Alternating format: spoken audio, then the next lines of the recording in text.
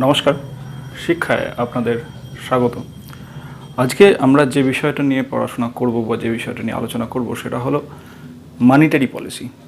তাই এই monetary policy সম্পর্কে আমাদের বেশ কিছু জিনিস জানতে হয়, বুঝতে হয়।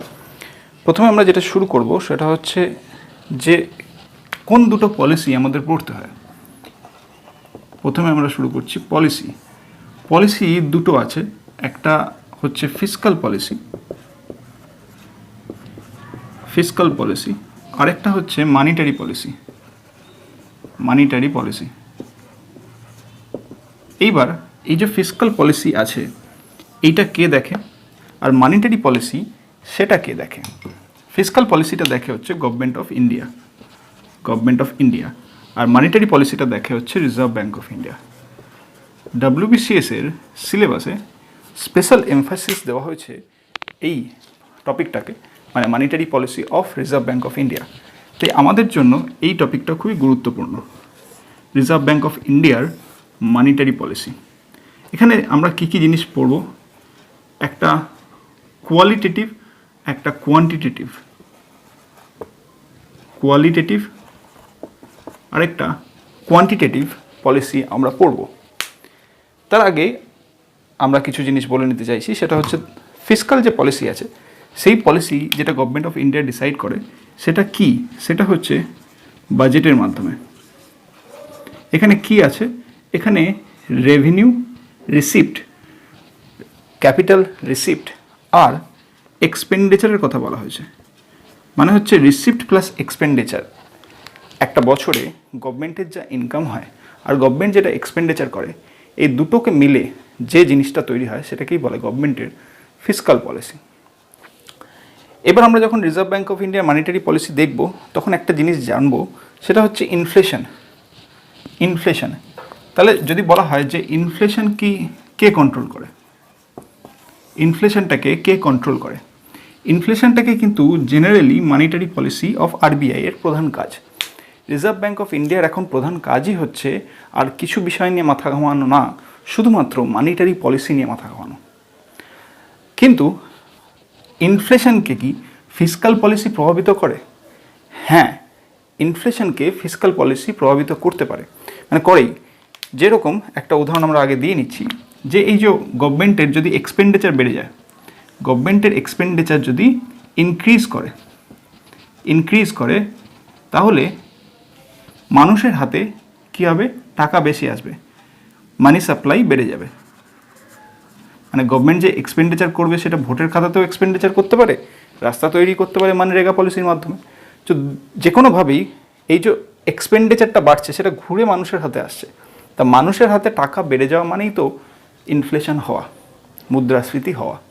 তাহলে এই জায়গাটায় শুধুমাত্র ইনফ্লেশনকে যে রিজার্ভ ব্যাঙ্ক অফ ইন্ডিয়াই কন্ট্রোল করবে তা কিন্তু নয়, গভর্নমেন্ট অফ ইন্ডিয়ার পলিসিও নির্ধারণ করে ইনফ্লেশন এবং ডিফ্লেশনের অনেক পর্যায়ে। আমরা আজকে কি পড়ব? আজকে আমরা পড়ব মানিটারি পলিসি।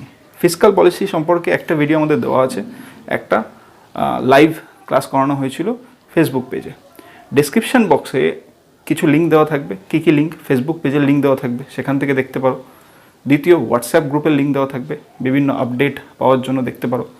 ফেসবুক পেজে অন্যান্য জিনিস দেওয়া থাকে, কারেন্ট অ্যাফেয়ার্স, নতুন কোনো আপডেট যদি আসে সেখানে। আর হোয়াটসঅ্যাপ গ্রুপেও বিভিন্ন জিনিস নিয়ে আলোচনা করা হয়, তোমরা সেগুলো দেখতে পারো। আমরা আজকে কি করছি? Monetary policy. এই ব্যাপারটা আশা করি তোমরা সবাই বুঝতে পারলে। তাহলে শুধুমাত্র মানিটারি পলিসি নিয়ে আজকে আমাদের আলোচ্য বিষয় হবে। এই যে টপিকটা, এই টপিকটায় কিন্তু অনেক কিছু বোঝার আছে। তাই যদি কোথাও মনে হয় যে বুঝতে পারছি না, যেহেতু এই ভিডিওটা আমরা লাইভ না করে আপলোড করছি, তাই তোমরা নিচে কমেন্ট বক্সে কমেন্ট করতে পারো যে কোন জিনিসটা বুঝতে পারলে না। তাহলে সেই জিনিসটা, সেই বিষয় নিয়ে হয় আমরা, যদি তোমাদের দরকার হয় তাহলে লাইভ করা হবে, আর যদি তোমাদের মনে হয় যে রেকর্ডেড ভিডিও দিলেও চলবে তাহলে রেকর্ডেড ভিডিও দেওয়া হবে। তোমাদের ডিমান্ডই হবে আমাদের ভিডিওর বিষয়বস্তু। তাহলে ছিল কি মানিটারি পলিসি? এই যে মানিটারি পলিসি, এটা কে ডিসাইড করে? আমরা আগেই বলেছি, reserve bank of India. Reserve bank of India কিছু খুচরো কোশ্চেন আসতে পারে যে রিজার্ভ ব্যাঙ্ক অফ ইন্ডিয়া কবে তৈরি হয়েছে, 1934 অ্যাক্টের মাধ্যমে। রিজার্ভ ব্যাঙ্ক অফ ইন্ডিয়া কোন কমিশনের মাধ্যমে তৈরি হয়েছে, হিল্টন ইয়ং কমিশন। 1926 আর 1 April 1935 Reserve bank of India তৈরি হয়েছে। প্রথমে কলকাতায় হেডকোয়ার্টার ছিল, তারপরে সেটা 1911 শিফট হয়ে গিয়ে মুম্বাইতে বর্তমানে আছে। বাগেরা বাগেরা জিকে টাইপের প্রচুর কোশ্চেন হয়। আমরা কিছু জিনিস বললাম। রিজার্ভ ব্যাঙ্ক অফ ইন্ডিয়ার স্ট্রাকচারটা কীরকম? স্ট্রাকচারটা একজন গভর্নর থাকে আর 4 জন ডেপুটি গভর্নর থাকে।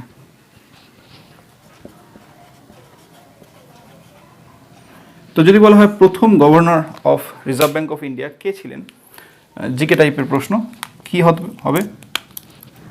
Sir Osborne Smith. আর যদি বলা হয় প্রথম ভারতীয়কে, সি.ডি. দেশমুখ। এখান থেকে একটা ছোট্ট ইনফরমেশন দিয়ে থাকি। এই সি.ডি. দেশমুখই যখন ইন্টারন্যাশনাল মনিটারি ফান্ড হয়েছিল তিনি আমাদেরকে রিপ্রেজেন্ট করেছিলেন। তাহলে বুঝতে পারলে যে এখান থেকে ডেপুটি গভর্নরকে, বর্তমানে গভর্নর হচ্ছে শক্তিকান্ত দাস মহাশয়। তো এইরকম জিনিসপত্র খুচরো কোশ্চেন হিসেবে তোমাদের আসতে পারে। আমরা এগুলোতে খুব বেশি যাব না, আমাদের মূল বিষয়বস্তু থাকবে মনিটারি পলিসি, কিন্তু সাইড বাই সাইড কিছু জিনিস রিভাইজ করতে সুবিধা হবে তোমাদের, তাই জন্য এগুলো বলে রাখা। এইবার এগুলো আমরা মুছে দিচ্ছি।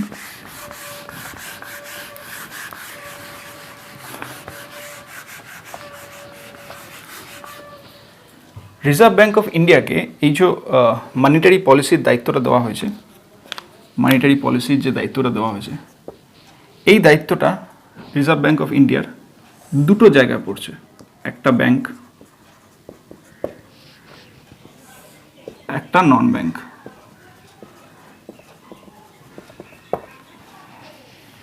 বিষয়বস্তুগুলো বুঝবে ভালো করে।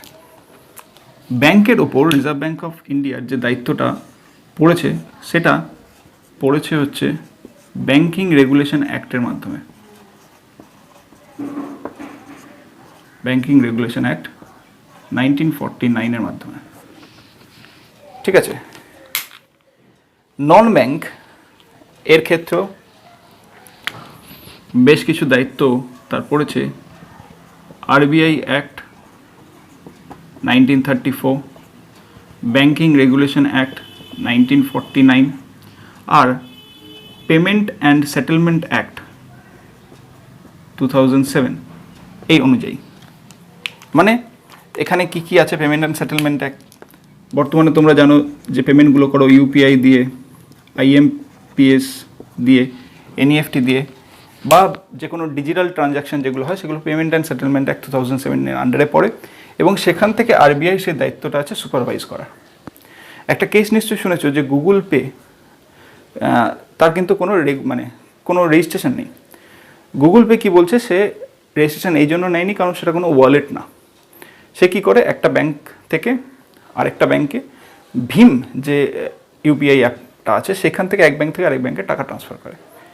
রিজার্ভ ব্যাঙ্ক অফ ইন্ডিয়া বলেছে যেহেতু সে পেমেন্ট অ্যান্ড সেটেলমেন্ট অ্যাক্টের আন্ডারে আমার কাছে রেজিস্টার্ড নয়, সেখানে কোনো ঘাপলা হলে আমি কিন্তু দায়বদ্ধ হব না, ঠিক আছে, এটা বলেছে। তো বেশ কিছু মানুষ তারপর থেকে গুগল পেটা একটু কম ইউজ করে। কিন্তু এটাও ঠিক যে গুগল পে যেহেতু এক ব্যাংক থেকে আরেক ব্যাংকে ট্রান্সফার করে, তো ওয়ালেটে টাকা রাখতে হয় না, তার ফলে ব্যাংকে টাকা রাখলে কিছুটা সুদ পাওয়া যায়, সেই জন্য বেশ কিছু মানুষ আবার গুগল পেটাকে প্রেফার করে। তো যাই হোক, এটা একটা কন্ট্রোভার্সি। এটা প্রথমে হয়েছিল দিল্লি হাইকোর্টে, এই কেসটা উঠেছিল। তারপর রিজার্ভ ব্যাঙ্ক অফ ইন্ডিয়া স্টেটমেন্টে বলে দিয়েছিল গুগল পের কোনো ঝামেলা হলেও আমাকে ডাকবে না। তো আমরা এই জায়গাটা বুঝলাম। এবার আমরা কি বলছি, মনিটারি পলিসি মানেটা কি? টাকার সম্পর্কে যা খুশি হবে তার দায়িত্বভার কার? Reserve bank of India. এইবার এই যে মনিটারি পলিসি, একসময় এর দায়িত্ব শুধুমাত্র রিজার্ভ ব্যাঙ্ক অফ ইন্ডিয়ার কাছে ছিল, কিন্তু বর্তমানে এমপিসি মনিটারি পলিসি কমিটি বলে একটা কমিটি বসানো হয়েছে। সেখানে 3 জন গভর্নমেন্টের থেকে আর 3 জন রিজার্ভ ব্যাঙ্ক অফ ইন্ডিয়ার থেকে, 3+3। যদি এই 3+3-তে ভোটাভুটি হয়, মানে ধরো একটা পলিসি করতে হবে, মানে সাধারণ ভাষায় বোঝো, একটা পলিসি করতে হবে। সেই পলিসিটাকে যদি তোমায় ইমপ্লিমেন্ট করতে হয় তাহলে প্রথমে ভোট করতে হবে। এই ভোটে ধরো রিজার্ভ ব্যাঙ্ক অফ ইন্ডিয়া থেকে যারা ছিল সে 3 ভোট দিল, গভর্নমেন্টের থেকে 3 ভোট দিল। এইরকম যদি সিনারিও হয় তাহলে আমাদের যে রিজার্ভ ব্যাঙ্ক অফ ইন্ডিয়ার গভর্নর, তার একটা ভেটো পাওয়ার হবে, মানে সে 2বার ভোট দেবে। সে যদি সম্ভবত সে এদিকেই থাকে তাহলে সে 4 দেবে, ফলে জিতে গিয়ে তাদের কথাটা মেনে নেওয়া হবে এবং সেই অনুযায়ী পলিসি নির্ধারণ করা হবে, যে পলিসিতে রেপো রেটকে কাটবে, রিভার্স রেপোকে বাড়াবে না কী করবে দেখে নেবে।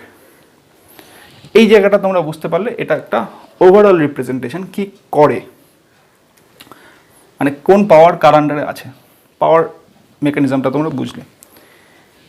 এইবার আমি এই মনিটারি পলিসির ভেতরটায় ঢুকছি।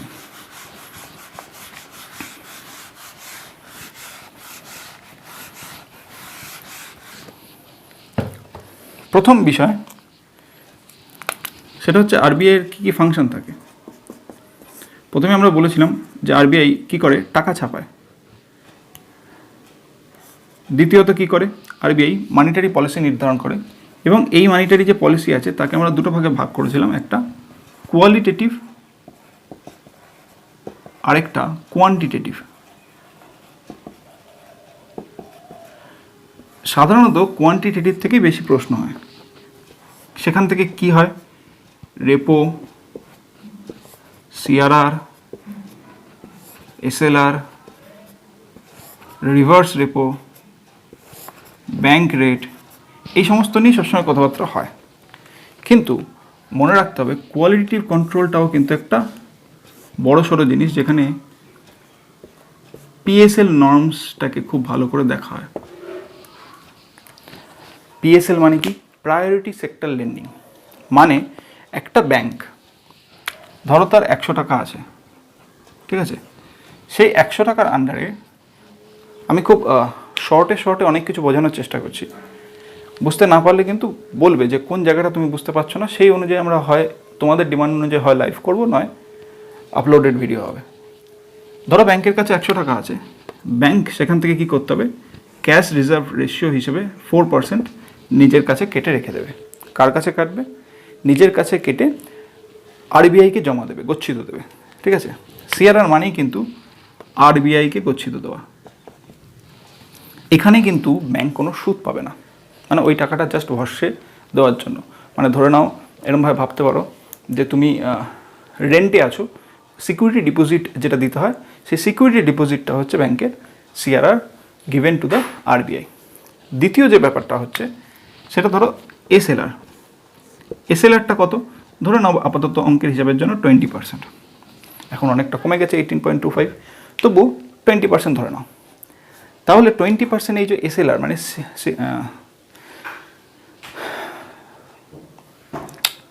এসএলআর যেটা আছে সেটা ধরে নাও যে বর্তমানে ব্যাংক তার নিজের কাছে রাখছে। ব্যাংক যখন নিজের কাছে রাখছে এই যে এসএলআর, এই এসএলআর সিস্টেমটা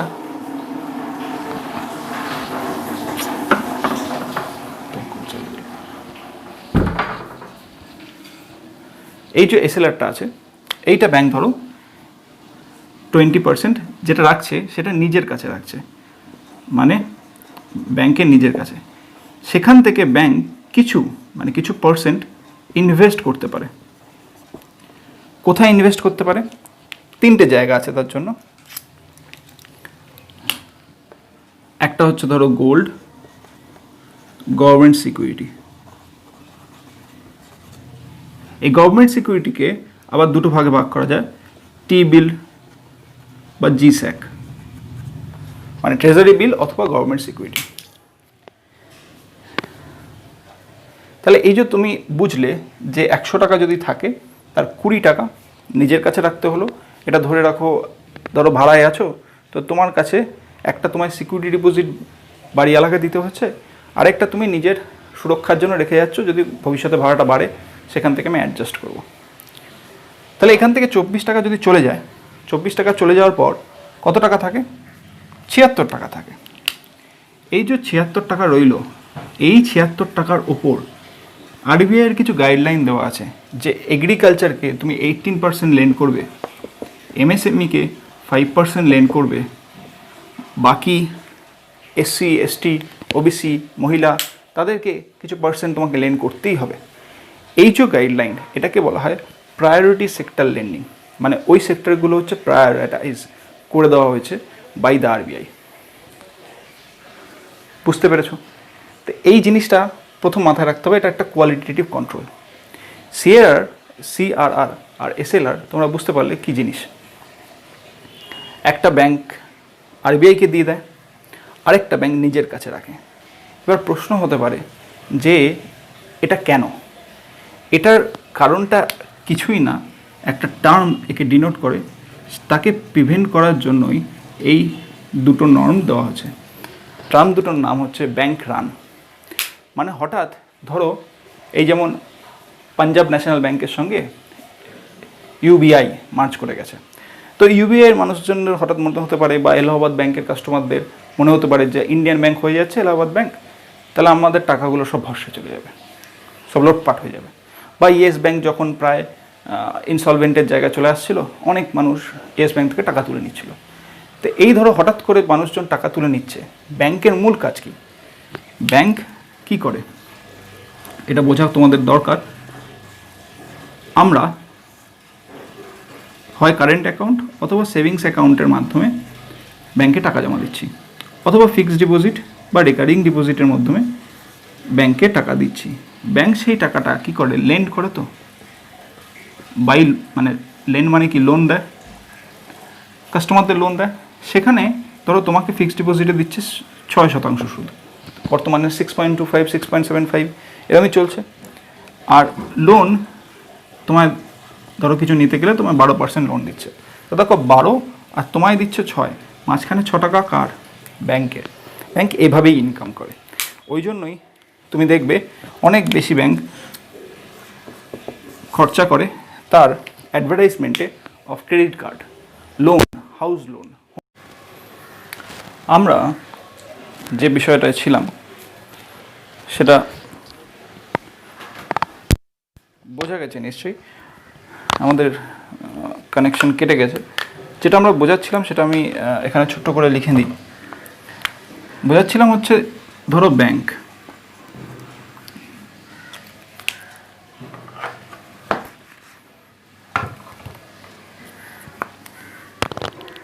ধরো ব্যাংক, তো এই যে ব্যাংক তার মেন বিজনেসটা কি? ডিপোজিট নেওয়া, আর সেই ডিপোজিটটাকে লোনে ঘুরিয়ে দেওয়া। তাহলে এই যে ডিপোজিট নিচ্ছে, সে ডিপোজিটটা কীভাবে নিচ্ছে? আমাদের কাছ থেকে হয় ডিমান্ড ডিপোজিট নিচ্ছে, অথবা টাইম ডিপোজিট নিচ্ছে। ডিমান্ডের মধ্যে আছে সেভিংস অ্যাকাউন্ট, কারেন্ট অ্যাকাউন্ট। টাইমের মধ্যে আছে ফিক্সড ডিপোজিট আর রেকারিং ডিপোজিট। আর লোনে দিচ্ছে, এই যে আমাদের ধরো তুমি ফিক্সড ডিপোজিট করছো, 6% তোমাকে সুদ দিচ্ছে। কিন্তু লোন যখনই কেউ নিচ্ছে, ধরো হোম লোন নিচ্ছে, তবে 10% বা 12% সুদ চলছে। তো মাঝখানে যে 4 থেকে 6% কমিশন, এই কমিশনের ওপরেই ব্যাংকের ঘর চলে। এটি হচ্ছে ব্যাংকের মূল ফর্মুলা। তাহলে এবং এর জন্যই তোমরা দেখতে পাবে যে ব্যাংক কী করে, খুব অ্যাডভার্টাইজমেন্ট করে, খুব বক করে, কিছু মানুষকে বসিয়ে রেখেছে তোমাকে বোঝানোর জন্য যে আপনি হোম লোন নিন, আপনি এডুকেশন লোন নিন, পার্সোনাল লোন নিন, আপনার এই বেনিফিট ওই বেনিফিট।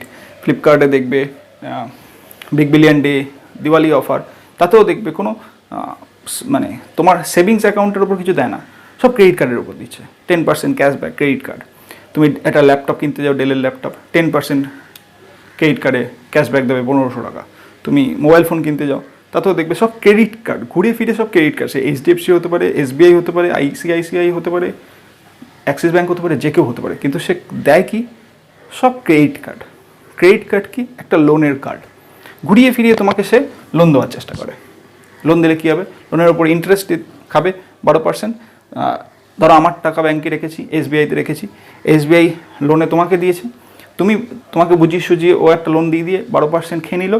12% থেকে আমাকে আমার ফিক্সড ডিপোজিটে 6% দিল, মাঝখানে 6 টাকাও খেয়ে নিল। এটাই ব্যাংকের বিজনেস, এটাই মূল বিষয়। তাহলে ব্যাংক কী করবে? সবসময় লোনে টাকা ঘোরানোর চেষ্টা করবে। তো আমরা যেটা বোঝাচ্ছিলাম, ব্যাংক রান মানে কি? ধরো ইয়েস ব্যাংকে এই ইনসলভেন্সি এসছে, অনেক কারাপশান হয়েছে, সবাই ইয়েস ব্যাংক থেকে টাকা তুলে নেওয়ার চেষ্টা করছে। যখনই সবাই ইয়েস ব্যাংক থেকে টাকা তুলে নেওয়ার চেষ্টা করবে তখন কি হবে, খুব মানুষ এখানে আসবে, খুব মানুষ ব্যাংকে ধেয়ে আসবে যে আমার ফিক্সড ডিপোজিটের টাকা আমাকে দিয়ে দাও, আমার সেভিংস অ্যাকাউন্ট থেকে আমি টাকা তুলে নেবো। তাহলে লোনে যে টাকাগুলো দিয়েছে, লোনে তো তারা 5 বছর 10 বছর এরকম লোন দিয়েছে, বড় বড় লোনগুলো, তাহলে সেই টাকাগুলো তো আর ফেরত আসবে না। ধরো তোমাকে লোন দিয়েছে, তো তুমি বলবে আমার 10 বছরের আগে আমি লোনের টাকা দেবো, তা দেবে না, তুমি সেই 10 বছরই দেবে। তাহলে ব্যাংকের হঠাৎ করে লিকুইড টাকার ক্রাঞ্চেস আছে, মানে লিকুইডিটির অভাব দেখা যায়। আর তাই জন্যই রিজার্ভ ব্যাঙ্ক অফ ইন্ডিয়া কী করেছে, এই সিআরআর বা এসএলআর নর্মস রেখেছে। সিআরআর বা এসএলআর মানে ক্যাশ রিজার্ভ রেশিও বা স্ট্যাটুটারি লিকুইড রেশিওর যে অভাব, এই লিকুইড ক্রাঞ্চ, সেটা মেটাতে এরা সাহায্য করে। কি বলেছিলাম যে 4 টাকা বা 4%, আর এদিকে ধরো 20%, এই 20% টাকাটা তখন কি করবে, এই যে লিকুইড ব্যাংক রান ক্রাঞ্চেস সেটাকে মেটাতে সাহায্য করবে। ব্যাংকের কাছেই সেই 20 টাকাটা আছে, সে টাকাতে কিছু, ধরো তুমি ব্যাংকে গেলে সেভিংস অ্যাকাউন্টে তোমার 1 লাখ টাকা আছে, ব্যাংক বলবে ঠিক আছে 1 লাখ এই মুহূর্তে তুলতে পারবেন না, নতুন রুলস অ্যান্ড রেগুলেশন এসছে, আপনি এক দিনে 50,000 টাকা তুলতে পারবেন। তাহলে তুমি সেটা শুনে খুব বিশাল রেগে যাবে না, ঠিক আছে 50 তো তুলতে পারলাম, আবার কালকে এসে তুলবো, কালকে আবার এলে কালকে আবার 50,000 টাকা তুলে দিল, একদিনের জন্য তোমাকে প্রিভেন্ট করলো। এরকম হাজারো হাজারো মানুষকে একদিন প্রিভেন্ট করলে ওর কিছুটা ম্যানেজ করতে সুবিধা হয়। ব্যাংক বন্ধ হয় মানুষের জন্য 5টা বা 4টে, আর ওদের জন্য 8টা, ওই 4 ঘন্টায় ওরা বিভিন্ন জায়গা থেকে লোন টোন নিয়ে লিকুইড ক্রাঞ্চ মেটাবে। কীভাবে লোন নেবে, এইবার সেই জায়গাটায় আমরা এখানে আসছি। এটা নিশ্চয়ই বুঝতে পেরেছ। এবার যে জায়গাটা সেটা হচ্ছে ব্যাংক, রিজার্ভ ব্যাংক অফ ইন্ডিয়ার কাছ থেকে যে লোনটা নিচ্ছে সেই লোনটাকে বলা হয় রেপো রেট। ঠিক আছে, ব্যাংক, রিজার্ভ ব্যাংক অফ ইন্ডিয়ার কাছ থেকে লং টার্মে যে লোনটা নিচ্ছে সেই লোনটাকে বলা হয় ব্যাংক রেট। লং টার্ম মানে 1 বছরের বেশি, শর্ট টার্ম মানে 1 বছরের কম। আর রিভার্স রেপো মানে আরবিআই ঘুরে ব্যাংকের কাছ থেকে লোন নিচ্ছে। এবার এই যে কথাটা খুব সুন্দরভাবে বললাম, এটা এরকম নয়, এটা রেপো রেট অ্যাকচুয়াল ডেফিনেশন হচ্ছে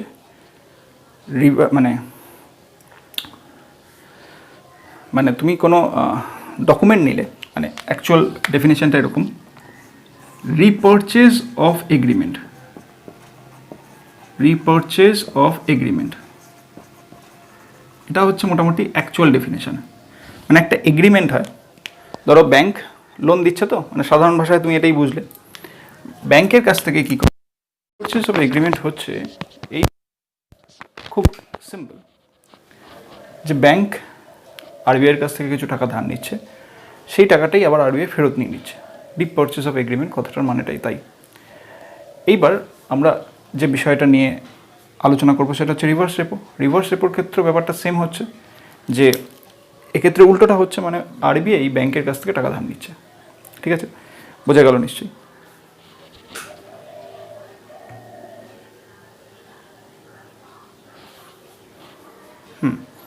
বোঝা গেছে। এইবার আমরা মনিটারি পলিসির কোর জায়গাটায় যাচ্ছি, মানে হচ্ছে ইনফ্লেশন বা ডিফ্লেশনে কী ভূমিকা নেবে রিজার্ভ ব্যাঙ্ক অফ ইন্ডিয়া, তার যে মনিটারি পলিসি সেখানে কী ভূমিকা নেবে সেটা আমরা দেখে নিচ্ছি, যেটা থেকে প্রচুর প্রশ্ন এসছে, এবং কেন নেবে সেটাও আমরা বোঝার চেষ্টা করব। প্রথম সেটা হচ্ছে ইনফ্লেশন, দ্বিতীয় ডিফ্লেশন।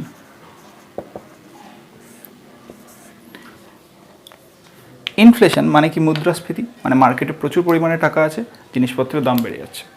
আর ডিফ্লেশন মানে হচ্ছে মার্কেটে সব জিনিসের দাম কমে যাচ্ছে। দুটোই কিন্তু খারাপ, কিন্তু 4 to 6% মধ্যে যদি ইনফ্লেশন থাকে সেটা ভালো বলা হয়। প্রথম যে পলিসিটা নেবে সেটা হচ্ছে টাইট মানি পলিসি,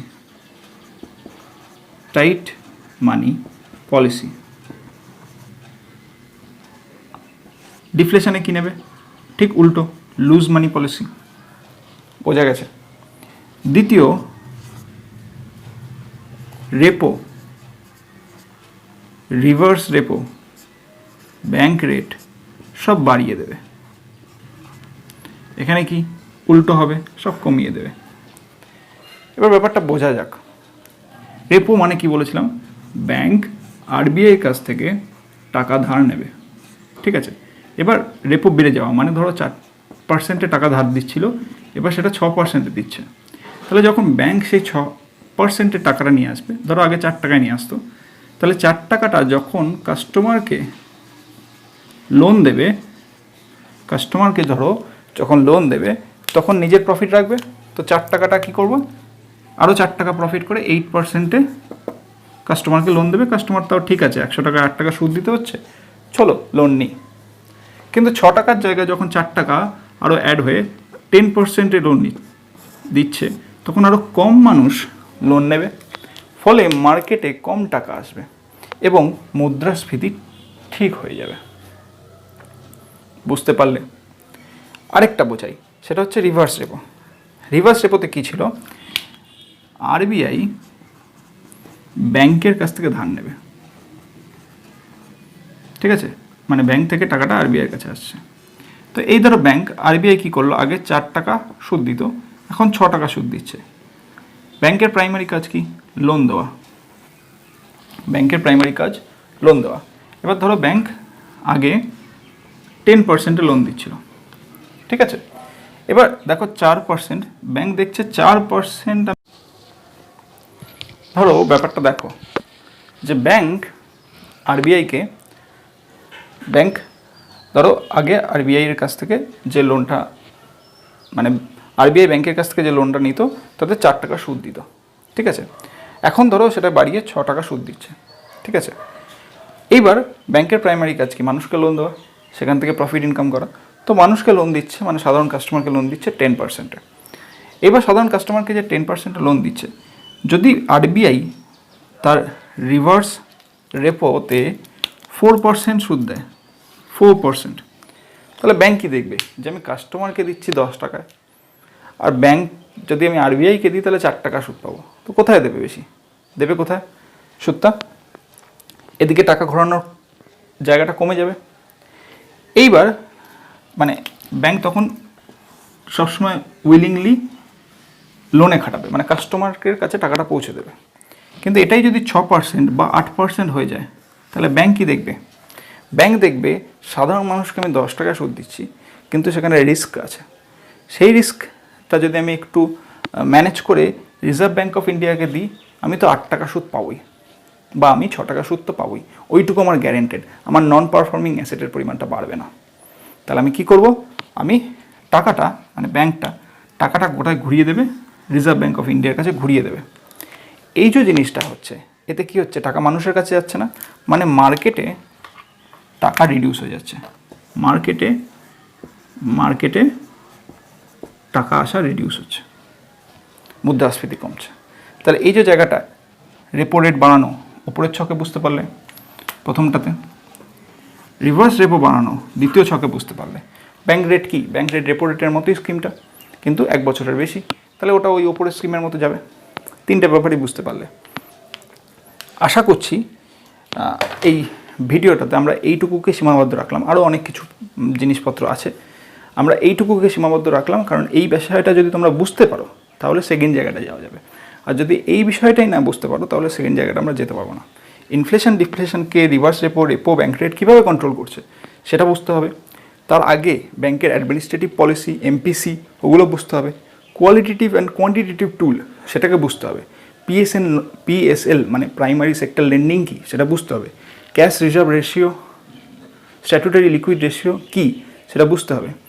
একটা ছোট্ট জিনিস আমরা পরের দিন বোঝাবো, সেটা হচ্ছে এই সিআরআর আর এসএলআর, এটা ওই 100 টাকার মধ্যে গণনা করা হয় না, এটা নেট ডিমান্ড অ্যান্ড টাইম লায়াবিলিটির উপর গণনা করা হয়, এবং সেই বিষয়টা 14 দিন অন্তর অন্তর মেনটেন করা হয়, মানে এভরি ফোর্টনাইট। তাহলে এই বিষয়গুলো আমরা পরের দিন বোঝাবো।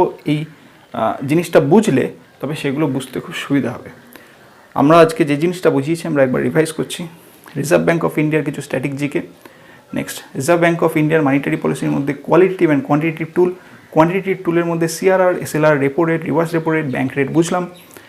তারপরে ইনফ্লেশন অ্যান্ড ডিফ্লেশনে কাকে বাড়াবো কাকে কমাবো, এই সমস্ত যে প্রশ্নগুলো হয় তার উত্তর আমরা সঠিকভাবে পেলাম।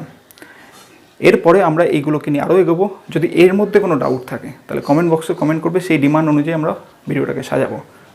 বলবে যদি লাইভ করতে মানে লাইভ তোমাদের মনে হয় তাহলে সেই লাইভ করা হবে, এবং তার আগে বলে দেওয়া হবে যে সেটা সোমবার হবে না মঙ্গলবার হবে। আর যদি তোমাদের মনে হয় আপলোডেড ভিডিও, সেটাতে ভালো ক্লিয়ার বোর্ড ফোর্ড দেখা যাচ্ছে, তাহলে সেটাই হবে। তোমাদের ডিমান্ড অনুযায়ী আমাদের কাজ। নমস্কার, শিক্ষায় আমাদের সঙ্গে থাকার জন্য পরের ভিডিওর জন্য অপেক্ষা করো।